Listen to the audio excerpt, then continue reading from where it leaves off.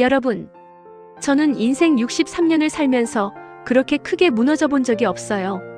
상견례 자리에서 예비 신부가 문신을 드러냈을 때 전 그 순간 이 결혼은 절대 안 된다고 생각했습니다. 그 문신이 우리 집과, 아니, 제 아들과 연결된 비밀이었어요. 그리고 마지막에 알게 된 진실은 제가 평생 죄책감으로 안고 살아갈 이야기였습니다. 지금부터 제 인생에서 가장 후회되고 가장 많이 울었던 이야기를 들려드릴게요. 양가 부모들이 긴장한 표정으로 테이블에 앉아 있었어요. 상견례 날이었어요.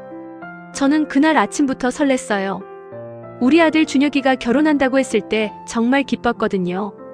35살까지 연애 한 번 제대로 안 하더니 갑자기 결혼하겠다고 했을 때 얼마나 놀랐는지 몰라요. 엄마, 나 이번엔 진짜야. 이 사람 아니면 안 될 것 같아. 아들 목소리가 그렇게 떨린 적이 없었어요.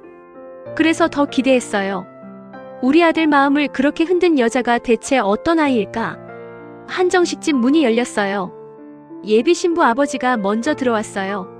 50대 중반쯤 되어 보이는 그분은 우리를 보자마자 얼굴이 하얗게 질렸어요.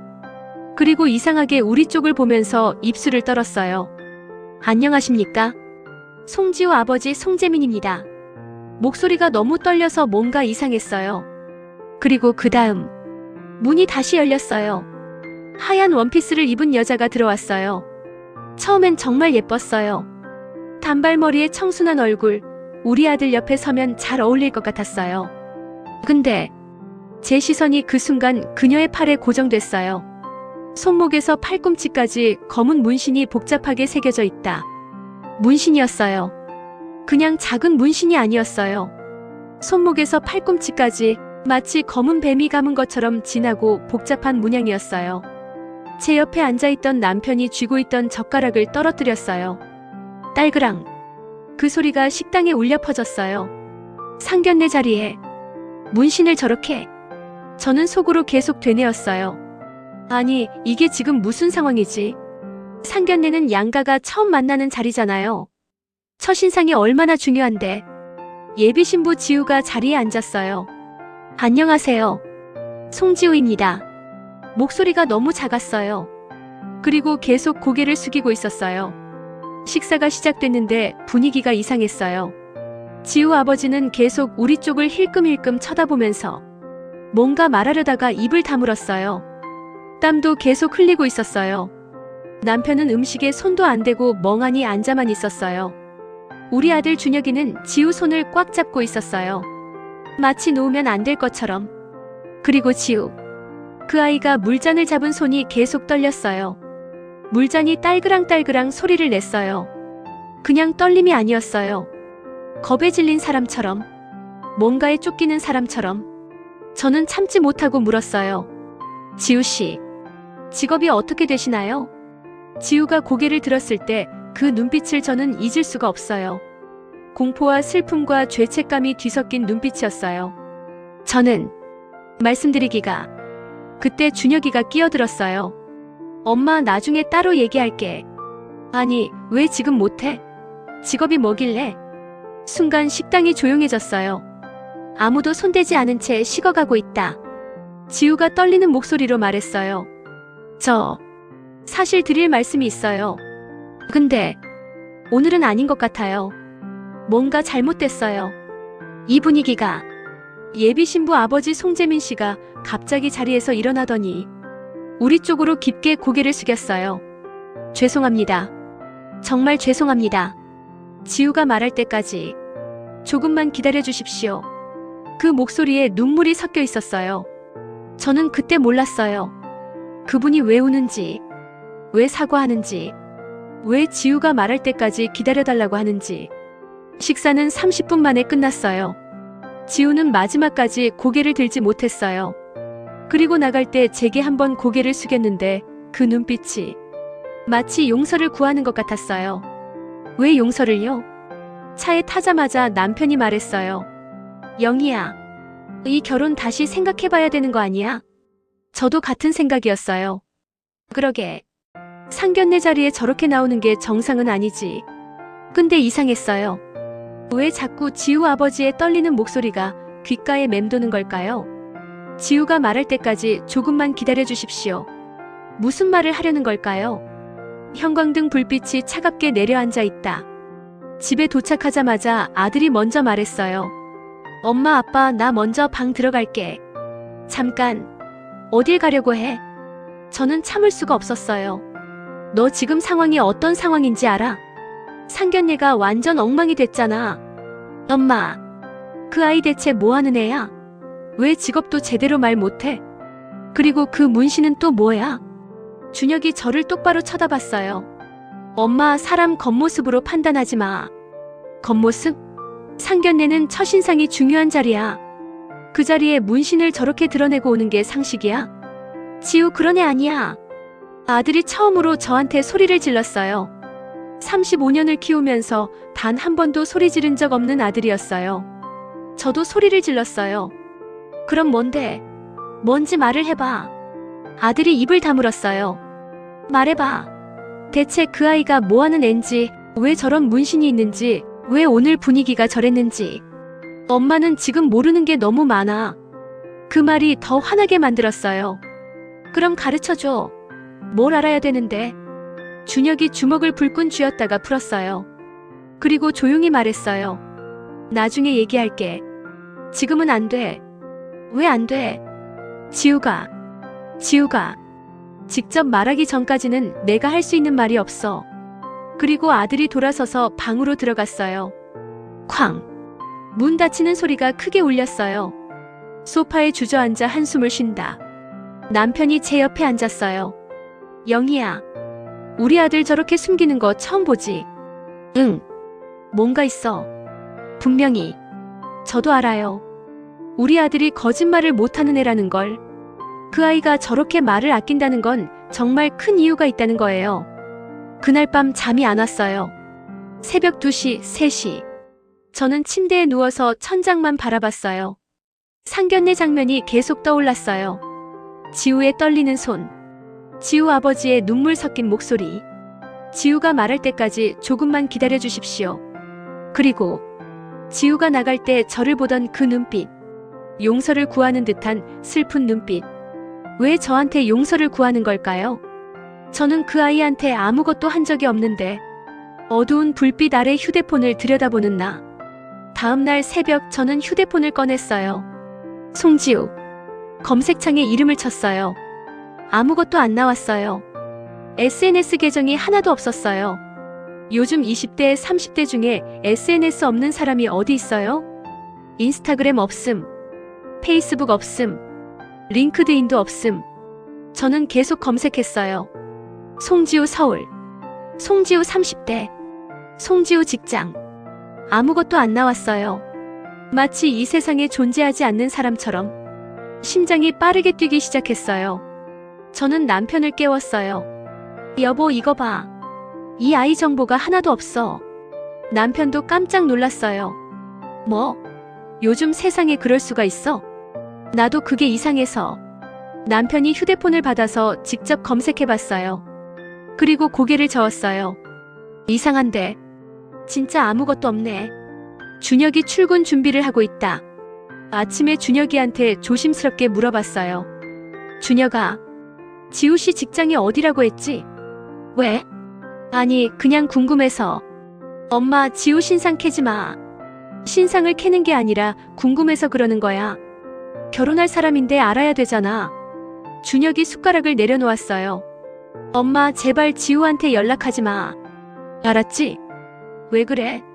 뭐가 그렇게 조심스러운 건데? 나중에 알려줄게. 지금은 안 돼. 또 같은 대답이었어요. 준혁이 출근하고 나서 저는 남편한테 말했어요. 여보, 나 이상해. 뭔가 심상치 않아. 나도 그래. 근데 아들이 저렇게 말하는데 우리가 뭘 할 수 있겠어? 저는 하루 종일 불안했어요. 그날 저녁 저는 용기를 내서 아들 친구한테 전화했어요. 준혁이랑 대학 때부터 친하게 지낸 민수였어요. 민수야, 나 준혁이 엄마야. 아, 어머님. 안녕하세요. 민수야, 혹시 준혁이 여자친구 아니? 네, 들었어요. 그 친구에 대해서 아는 거 있어? 전화기 너머로 민수가 잠시 침묵했어요. 어머님, 그건 제가 말씀드리기 어려운 부분이에요. 준혁이한테 직접 들으세요. 민수야, 제발. 엄마 마음 좀 알아줘. 나 너무 불안해. 죄송해요, 어머님. 전 정말 모르겠어요. 민수도 알고 있었어요. 분명히. 근데 말을 안 하는 거였어요. 그날 밤 저는 남편한테 말했어요. 여보, 나 무서워. 왜? 그 아이. 혹시 우리 아들 재산 노리고 접근한 거 아닐까? 그럴 리가. 근데 정보가 하나도 없잖아. 직업도 말 안 하고 SNS도 없고. 이상하잖아. 남편도 불안한 표정이었어요. 내일 아들한테 똑바로 말해야겠어. 이건 우리도 알 권리가 있어. 저는 그날 밤도 잠을 못 잤어요. 계속 상상이 됐어요. 혹시 지우가 사기꾼은 아닐까? 혹시 범죄 조직이랑 연관된 건 아닐까? 혹시 우리 아들을 이용하려는 건 아닐까? 문신. 그 문신이 자꾸 떠올랐어요. 그렇게 큰 문신을 하는 사람은 보통 사람이 아니잖아요. 불안이 점점 커졌어요. 거실에서 아들과 마주 앉은 나와 남편. 주말이 됐어요. 저는 더 이상 참을 수가 없었어요. 준혁아, 앉아봐. 왜? 너 그 아이에 대해서 말해야 돼. 엄마 아빠는 알 권리가 있어. 준혁이 깊은 한숨을 쉬었어요. 엄마, 지우가 준비되면 직접 말할 거야. 아니, 나 더 못 기다려. 당장 말해. 제 목소리가 떨렸어요. 그 아이 뭐 하는 애야? 왜 정보가 하나도 없어? 혹시 우리 아들 재산 노리고 접근한 거 아니야? 그 순간 준혁이 벌떡 일어났어요. 엄마, 그런 소리 하지 마. 그럼 설명을 해봐. 왜 그 아이는 직업도 말 못해? 왜 SNS도 없어? 왜 상견례 때 그렇게 불안해했어? 준혁이 두 손으로 얼굴을 감쌌어요. 그리고 어깨가 떨리기 시작했어요. 35년을 키우면서 처음 보는 모습이었어요. 우리 아들이 울고 있었어요. 준혁아, 엄마. 준혁이 고개를 들었을 때 눈이 빨갛게 충혈돼 있었어요. 지우, 경찰이야.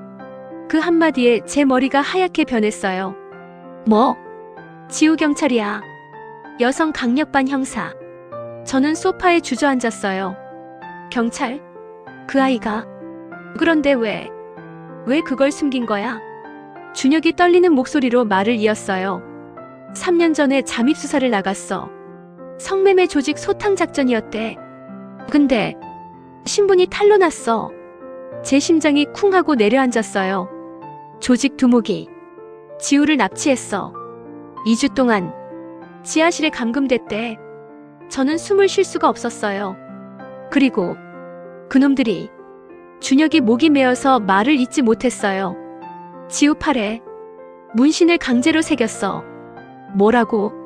재산 표시래. 자기네 조직의 재산이라고. 절대 도망칠 수 없다고. 그렇게 새긴 거래. 그 순간 저는 눈앞이 캄캄해졌어요. 상견례 때 봤던 그 문신. 손목에서 팔꿈치까지 검게 새겨진 그 문신. 저는 그걸 보고 지저분하다고 생각했어요. 상견례에 저렇게 나오다니라고 생각했어요. 근데 그게 그 아이가 죽음에서 살아 돌아왔다는 증거였던 거예요. 엄마, 준혁이 제 손을 잡았어요. 지우는 그 문신 때문에 평생 고통받고 있어. 여름에도 긴팔 입고 사람들 시선 피하고. 그래서 SNS도 안 해. 사진 찍히는 거 무서워서. 저는 아무 말도 할 수 없었어요. 상견례 때 지우가 얼마나 고민했는지 몰라. 긴팔 입고 갈까, 가리게 할까, 차라리 안 가는 게 나을까? 근데 거짓으로 시작하고 싶지 않다고. 그래서 용기 내서 드러낸 거야. 눈물이 났어요. 그래서 그렇게 떨었던 거구나. 응. 지우는 어머님 아버님이 자기를 어떻게 볼까봐 너무 무서웠대. 남편이 조용히 물었어요. 그래서 그 조직은 전부 검거됐어. 지우가 탈출하면서 신고했고 그 증거로 조직 전체가 무너졌어. 그럼 지우는 3개월 입원했어. 몸도 마음도 완전히 부서진 상태였대. 저는 더 이상 참을 수 없어서 울음을 터뜨렸어요. 내가 뭘 한 거지? 내가 그 아이한테 얼마나 잔인한 시선을 보냈는지. 미안해. 준혁이 저를 안아줬어요. 엄마, 이제라도 알았으니까 괜찮아. 지우한테 기회 줘. 저는 고개를 끄덕였어요. 근데 궁금했어요. 준혁아, 근데 너는 어떻게 그 아이를 만난 거야? 준혁의 표정이 굳어졌어요. 그건, 응, 나중에 얘기할게. 또 숨기는 게 있었어요. 근데 뭘까요? 창밖으로 햇살이 들어온다. 며칠 후 제 휴대폰으로 문자가 왔어요. 어머님, 저 송지우입니다. 혹시 시간 되시면 뵐 수 있을까요? 심장이 두근거렸어요. 저는 떨리는 손으로 답장을 보냈어요. 그래요. 만나요. 우리는 동네 카페에서 만났어요. 지우가 들어왔을 때 긴팔 블라우스를 입고 있었어요. 문신을 완전히 가린 채로. 어머님, 와주셔서 감사합니다. 아니에요. 앉아요. 지우가 제 맞은편에 앉았어요. 얼굴을 자세히 보니 눈 밑에 다크서클이 심했어요. 잠을 못 자는 것 같았어요. 어머님, 상견례 때 정말 죄송했어요. 아니에요. 제가 잘못 생각했어요. 지우가 고개를 저었어요. 아니에요. 제가 제대로 설명을 안 드렸으니까요. 지우가 천천히 블라우스 소매를 걷어 올렸어요. 문신이 드러났어요. 복잡한 검은 문양들이 얽혀 있었어요. 이 문신. 지우의 목소리가 떨렸어요. 제가 한 게 아니에요. 잡혀서 강제로 새겨진 거예요. 저는 이미 알고 있었지만 직접 듣는 건 달랐어요. 2주 동안 지하실에 갇혀 있었어요. 어둡고 차갑고 아무 소리도 안 들렸어요. 지우의 눈에서 눈물이 흘러내렸어요. 그놈들이 제 팔을 묶어놓고 하나하나 새겼어요. 마취도 없이 소리 지르면 때리고 울면 더 세게 새기고. 저는 지우의 손을 잡았어요. 그만해요. 그만 얘기해도 돼요. 아니에요. 다 말씀드려야 해요. 지우가 눈물을 닦았어요. 제가 탈출할 수 있었던 건 기적이었어요. 그놈 중 한 명이 문을 안 잠그고 나간 틈에 필사적으로 도망쳤어요. 근데 너무 다쳐서 길에서 쓰러졌어요. 그때가 한겨울이었어요. 지우가 숨을 크게 들이마셨어요. 그때 누군가 저를 업어서 병원까지 데려다 줬어요. 제 심장이 빨라지기 시작했어요. 의식이 없어서 그분 얼굴도 못 봤어요. 근데 3개월 후에 퇴원했을 때 제 엄마가 그러시더라고요. 지우가 저를 똑바로 쳐다봤어요. 지우야, 너 널어버서 병원 데려온 그 남자. 그 사람을 절대 잊으면 안 된다. 그 사람이 내 목숨 구했다. 저는 숨이 멎는 것 같았어요. 저는 그 남자가 누군지 몰랐어요. 엄마도 이름을 모르셨거든요. 그냥 급하게 저를 응급실에 데려다주고 사라지셨대요. 근데 엄마가 돌아가시기 전에 저한테 손수건을 주셨어요. 지우가 가방에서 낡은 손수건을 꺼냈어요. 그 남자가 남기고 간 거래요. 피 묻은 손수건. 그게 유일한 단서였어요. 손수건에 작은 자수가 있었어요. J, H. 저는 그 순간 알아버렸어요. 준혁. 6HYUK. 눈물이 볼을 타고 흐른다. 1년 전에 우연히 카페에서 만났어요.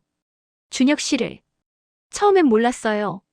그런데 커피를 마시다가 그분 가방에 똑같은 손수건이 있는 걸 봤어요. 저는 입을 막았어요. 그래서 물어봤어요. 혹시 3년 전에 여자를 업어서 병원에 데려다 주신 적 있으세요? 라고. 그래서 준혁 씨가 놀라서 저를 쳐다봤어요. 그리고 물으셨죠. 지우 씨예요? 지우가 울먹였어요. 그때 알았어요. 제 생명의 은인이 바로 준혁 씨였다는 걸. 제 눈에서도 눈물이 흘렀어요. 어머님. 지우가 제 손을 꽉 잡았어요. 저 준혁 씨를 재산 때문에 만난 게 아니에요.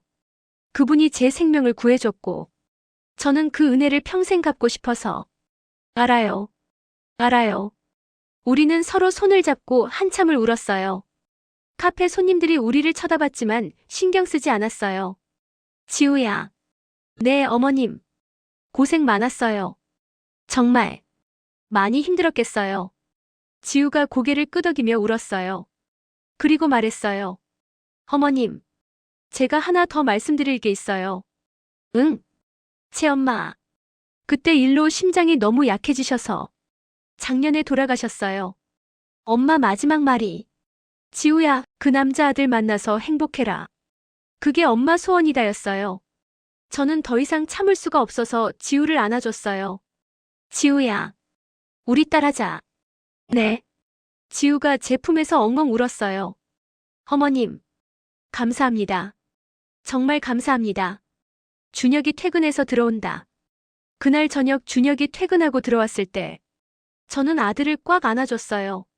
엄마, 왜 그래? 너 고생 많았구나. 준혁이 놀란 표정으로 저를 쳐다봤어요. 지우 만났어? 응. 다 들었어. 준혁의 얼굴이 굳어졌어요. 그래서 이제 아시죠? 제가 왜 지우를 못 놓는지. 응. 알아. 저는 아들을 소파에 앉혔어요. 근데 아들아, 너 그날 무슨 일이 있었던 거야? 어떻게 지우를 발견한 거야? 준혁의 얼굴이 창백해졌어요. 말해줘. 엄마한테. 준혁이 두 손으로 얼굴을 감쌌어요. 그리고 어깨가 흔들리기 시작했어요. 엄마. 응. 나. 사실은 준혁이 고개를 들었을 때 눈이 빨갛게 충혈돼 있었어요. 나 그날 야근하고 집에 가는 길이었어. 눈이 내리고 있다. 새벽 2시쯤 됐을 거야. 길을 걷는데 골목에서 비명소리가 들렸어. 살려주세요. 제발. 이라고. 여자 목소리였어. 제 심장이 빨라졌어요. 나 그쪽으로 뛰어갔어.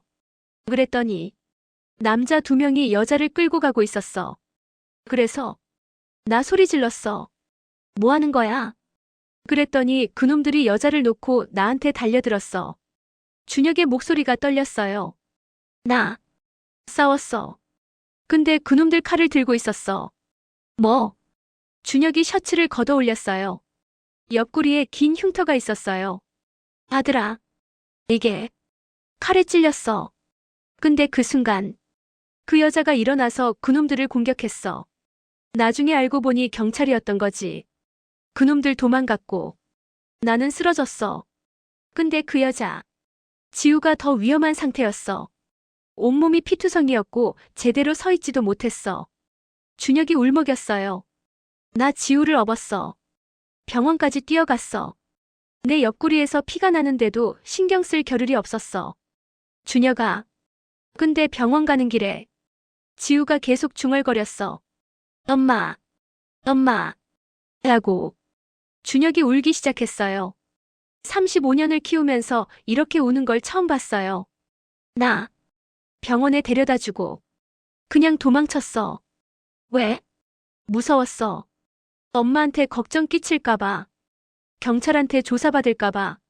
그래서 그냥 사라졌어. 준혁이 주먹으로 바닥을 쳤어요. 근데 3년 동안 나 그 여자 생각에 잠을 못 잤어. 살았을까? 죽었을까? 내가 제대로 구한 걸까? 그러다가 1년 전에 카페에서 다시 만났어. 그 순간 알았어. 아, 살아있구나. 내가 구했구나. 준혁이 저를 쳐다봤어요. 엄마, 나 지우 절대 못 놓아. 내가 목숨 걸고 구한 사람이야. 이제 내가 평생 지켜줘야 해. 저는 아들을 안아줬어요. 그래. 그래야지. 당연히. 엄마, 미안해. 진작 말했어야 했는데. 아니야. 내가 힘들었을 텐데. 우리는 한참을 안고 울었어요. 밤하늘에 별이 반짝인다. 그날 밤 저는 남편한테 모든 걸 얘기했어요. 남편도 울었어요. 우리 아들. 정말 용감한 일을 했네. 그러게. 그리고 지우도. 정말 강한 아이야. 응. 우리 며느리로 받아들여야지. 남편이 제 손을 잡았어요. 영희야, 우리 지우한테 정말 잘해줘야 돼. 그 아이 엄마가 없잖아. 알아. 내가 엄마 역할 해줄 거야. 그날 밤 저는 평화롭게 잠들었어요. 처음으로 무료 급식소 입구. 사랑의 밥차 간판이 보인다. 다음 주 저는 지우한테 전화했어요. 지우야, 나 주말에 무료 급식소 봉사 가는데 같이 갈래? 어머님이요? 정말이요? 응. 같이 가자. 좋아요. 토요일 아침 우리는 무료 급식소에 갔어요. 지우가 긴팔을 입고 나왔길래 제가 말했어요. 지우야, 더운데 반팔 입어도 돼. 어머님 괜찮아요. 아니야. 더울 거야. 그리고 여기 어르신들은 아무도 신경 안 써. 지우가 망설이다가 반팔 티셔츠로 갈아입었어요. 문신이 드러났어요. 처음엔 주변 봉사자들이 조금 쳐다봤어요. 근데 금방 다들 신경 끄더라고요. 어르신들이 줄을 서 있고 봉사자들이 음식을 나눠준다. 어르신, 이쪽 앉으세요. 지우가 한 어르신을 부축해서 자리에 앉혔어요. 고맙네, 아가씨. 천만에요. 뜨거우니까 천천히 드세요. 지우는 정말 부지런했어요. 음식 나르고 어르신들 챙기고 설거지하고 쉴 틈 없이 움직였어요. 한 할머니가 지우 팔을 잡으며 물어봤어요. 아가씨, 팔에 그림 그렸네. 순간 지우가 굳었어요. 제가 끼어들려고 했는데 지우가 먼저 말했어요. 네, 할머니. 옛날에 그렸어요. 예쁘네. 요즘 젊은 사람들 많이 하더라. 감사합니다, 할머니. 지우가 환하게 웃었어요. 그 모습을 보는데 갑자기 눈물이 났어요. 지우가 설거지를 하고 있다. 점심시간이 끝나고 설거지를 하는데 지우가 저한테 말했어요. 어머님, 제가 할게요. 어머님은 쉬세요. 아니야, 같이 하자. 우리는 나란히 서서 설거지를 했어요. 지우야. 네, 어머님. 너 참 따뜻한 사람이구나. 지우가 손을 멈추고 저를 쳐다봤어요. 어머님. 진심이야. 어르신들 대하는 거 보니까 정말 마음이 예쁜 아이구나 싶어. 지우의 눈에서 눈물이 흘렀어요. 어머님. 저 인정받고 싶었어요. 준혁 씨 가족한테. 저는 지우를 안아줬어요. 이미 인정했어. 너 우리 딸이야. 어머님. 지우가 제 품에서 엉엉 울었어요. 주변 봉사자들이 우리를 쳐다봤지만 신경 쓰지 않았어요. 석양이 지고 있다. 집에 가는 길에 지우가 말했어요. 어머님, 제가 사실 하나 더 말씀드릴 게 있어요. 응? 저 트라우마 치료받고 있어요. 상담센터 다니면서. 그렇구나. 그래서 가끔 악몽 꿔요. 그때 일이 자꾸 생각나서. 지우가 떨렸어요. 준혁 씨가 항상 옆에서 깨워줘요. 괜찮다고, 이제 안전하다고. 저는 지우 손을 잡았어요. 지우야, 이제 우리 가족이 다 지켜줄 거야. 감사합니다, 어머님. 그리고 치료 계속 받아. 돈 걱정하지 말고. 어머님. 내가 도와줄게. 엄마처럼. 지우가 또 울었어요. 그날 저녁 집에 와서 남편한테 말했어요. 여보, 지우 정말 좋은 아이야. 그렇지. 우리 복 받았어. 저런 며느리 만나기 쉽지 않아. 남편이 웃었어요. 이제 알았어? 응. 늦게 알았지만 이제라도 알아서 다행이야. 하얀 꽃들로 장식된 통로. 드디어 결혼식 날이 왔어요. 지우가 드레스를 입고 나왔을 때 정말 아름다웠어요. 그리고 문신을 가리지 않았어요. 반팔 드레스를 입고 당당하게 걸어 나왔어요. 하객들이 웅성거렸어요. 저 신부 팔 봐. 문신이네. 근데 지우는 신경 쓰지 않았어요. 당당하게 고개를 들고 걸어왔어요. 문신 한가운데 작은 글씨가 보인다. 제가 지우 옆에 섰을 때 문신을 자세히 봤어요. 문신 한가운데 작은 글씨가 있었어요. 지우야. 저 글씨는 뭐야? 지우가 미소를 지었어요. 어머님. 저거요? 응. 제가 탈출하고 나서 문신 지우는 수술 받았거든요. 그랬구나. 근데 전부 지우지는 않았어요. 딱 한 글자만 남겼어요. 왜? 지우가 준혁을 쳐다봤어요. 저를 구해준 남자 이름 첫 글자예요. 제 심장이 멈추는 줄 알았어요. 처음엔 그분이 누군지 몰랐어요. 그래서 언젠가 만나면 고마움을 전하고 싶어서 제이를 남긴 거예요. 그런데 그게 준혁 씨였어요. 6H와 EUK의 제이. 눈물이 왈칵 쏟아졌어요. 준혁이 지우 손을 잡았어요. 나도 몰랐어. 내가 그걸 남겼는지. 이제 알았죠? 제 인생에서 가장 소중한 글자예요. 하객들이 눈물을 흘리기 시작했어요. 주례가 말했어요. 이 두 사람은 3년 전 운명적으로 만났습니다. 한 사람은 생명을 구했고 한 사람은 생명을 얻었습니다. 그리고 오늘 다시 만나 부부가 됩니다. 모두가 박수를 치고 있다. 준혁과 지우가 서로를 바라봤어요. 지우야, 평생 지켜줄게. 준혁 씨, 고마워요. 제 생명을 구해줘서. 아니야. 내가 고마워. 내가 살아줘서. 둘이 키스했어요. 저는 옆에서 눈물을 흘리며 지켜봤어요. 문신이 아니었어요. 그 아이의 삶이 새겨져 있었던 거예요. 생존의 증거, 사랑의 증거, 운명의 증거. 결혼식이 끝나고 지우가 제게 왔어요. 어머님, 평생 잘 모실게요. 지우야, 너무 애쓰지 마. 그냥 편하게 지내. 어머님이 제 엄마가 되어주셔서 감사해요. 우리는 서로 꽉 안아줬어요. 그리고 저는 조용히 중얼거렸어요. 미안했어, 지우야. 처음에 널 오해해서. 아니에요, 어머님. 이제 괜찮아요. 앞으로 행복하자. 네, 어머님. 결혼식장을 나서는 신랑 신부. 지우의 팔에 있는 제이가 햇빛에 반짝인다. 그날 저는 깨달았어요. 사람을 겉모습으로 판단하면 안 된다는 걸. 모든 사람에겐 저마다의 이야기가 있다는 걸. 그리고 때로는 상처도 아름다울 수 있다는 걸. 지우의 문신은 더 이상 상처가 아니었어요. 사랑의 표시였어요. 우리 가족의 연결고리였어요. 그리고 저는 이 며느리를 평생 사랑하기로 마음먹었습니다. 끝까지 시청해주셔서 감사합니다. 구독과 좋아요 부탁드립니다. 저희에게 큰 힘이 됩니다.